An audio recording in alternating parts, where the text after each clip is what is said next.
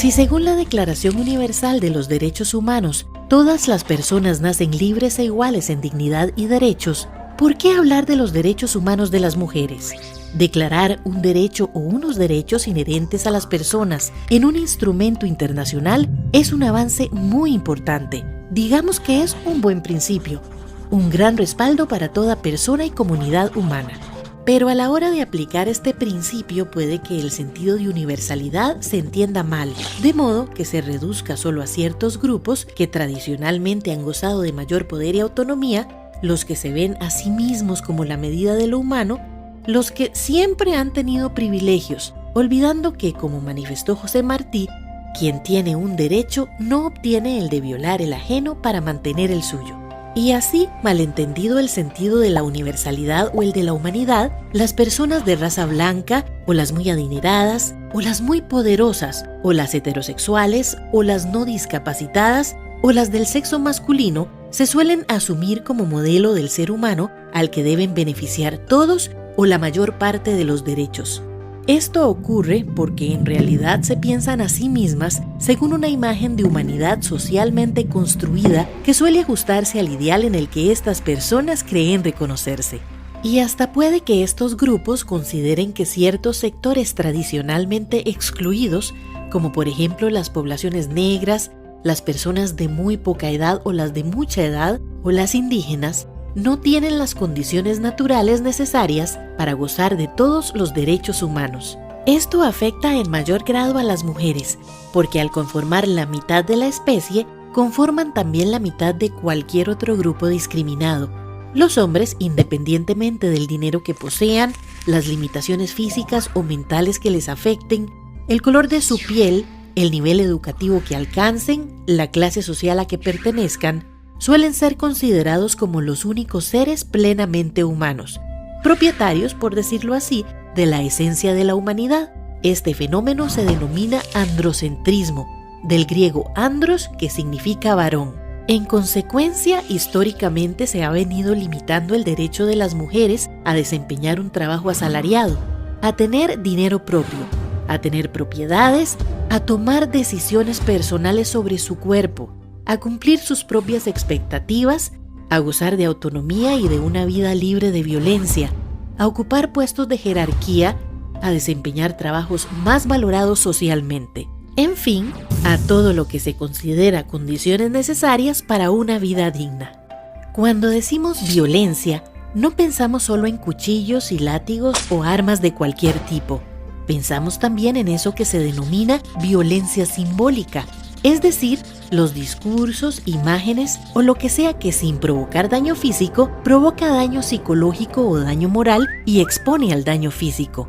Hay violencia simbólica cuando se restringe a las mujeres a papeles de menor valor o domésticos, o las presentan en función del deseo o las necesidades de los hombres. Por ejemplo, cuando son representadas solo cocinando, o lavando, o cuidando bebés, o sirviendo mesas o exhibiendo posiciones eróticas. También se da la violencia simbólica cuando, asumiendo que los sexos son opuestos, se definen como masculinas las características humanas más apreciables, como el valor, la voluntad o la inteligencia, entendiendo con base en una falsa oposición que las mujeres carecen de esos rasgos o no los alcanzan a plenitud.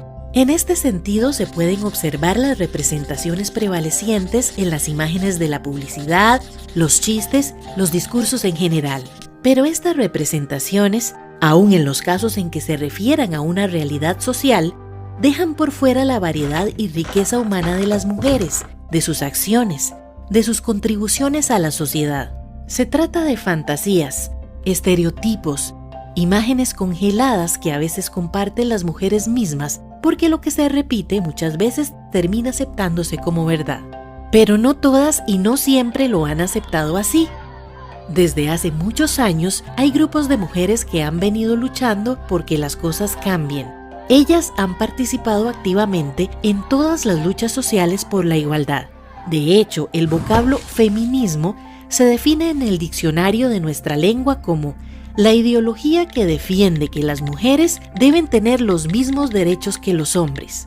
Si usted busca en ese libro, se encontrará con que ideología no es más que un conjunto de ideas que caracterizan a una persona, escuela, colectividad, movimiento cultural, religioso, etc. La oposición a los derechos de las mujeres es machismo. Otra vez abramos el diccionario. Leamos. Machismo. Actitud o manera de pensar de quien sostiene que el hombre es por naturaleza superior a la mujer. Luchar contra esa idea ha sido un trabajo muy duro. Ha costado muchos años y sacrificios. Algunos nombres nos recuerdan esa historia. Por ejemplo, durante la Revolución Francesa, Olympia de Gouges. Ella vio, como todas lo vieron, que en la famosa Declaración de los Derechos del Hombre y del Ciudadano no había ni un solo derecho de la mujer y la ciudadana, y se puso a escribirlos. Y la llevaron a la guillotina. Esto de los derechos al principio fue en cuentagotas, pero a partir de todas esas luchas ha sido como ir soltando cuentas de un collar. Tratados, enmiendas, convenciones, leyes. Son muchas a las que les debemos los logros de que gozamos hoy y enumerarlas lleva su tiempo. Todas ellas se atrevieron a luchar por sus ideales, a pesar de los gestos reprobatorios y las caras de espanto de quienes creen que cuando las mujeres alzan la voz, el mundo se les descuadra. Recordarlas es importante porque, como dijo la filósofa Hannah Arendt, en la medida en que la historia no es solo una ciencia, sino también una forma de memoria, ayuda a iluminar el presente. Gracias a todas las que buscaron y consiguieron una visión nueva y liberadora, hoy los estados del mundo entienden que los derechos de las mujeres son derechos humanos, puesto que nacemos libres e iguales en dignidad y derechos, y así lo acepta en principio el mundo actual.